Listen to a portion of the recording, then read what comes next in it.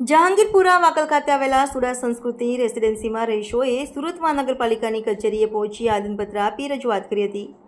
કે અમે બધા રહેવાસીઓ તથા અમારા સોસાયટીના કેમ્પસમાં રહેતા કેટલાક લાભાર્થી કેમ્પસમાં અને સોસાયટીની બહાર લારી ગલ્લા પણ ચલાવે છે, જે મામલે જહાંગીરપુરા પોલીસ સ્ટેશન તથા સુરત મહાનગરપાલિકાની રાંદેર ઝોનની દબાણ કચેરીમાં અરજી કરી હતી।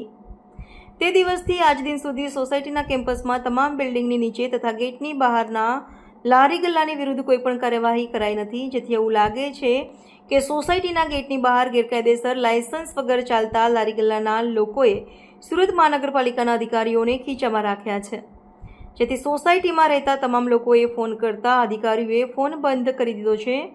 સુરત મહાનગરપાલિકાના અધિકારી પણ હવે લારી ગલ્લાવાળાઓ પાસેથી હપ્તા લેતા હોય તેવું લાગે છે તેવા આક્ષેપો કર્યા હતા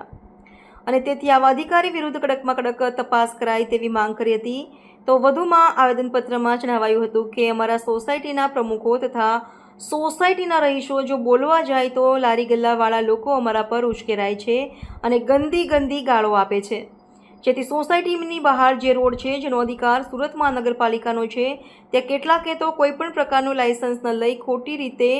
ઇકો ગાડીમાં તાંબુ મંડપ નાખ્યા છે, જેથી સુરત મહાનગરપાલિકાના અધિકારીઓ દ્વારા સોસાયટી બહાર કાયમી ધોરણે ઊભા થયેલા દબાણને દૂર કરવામાં આવે તેવી અપીલ કરાઈ હતી।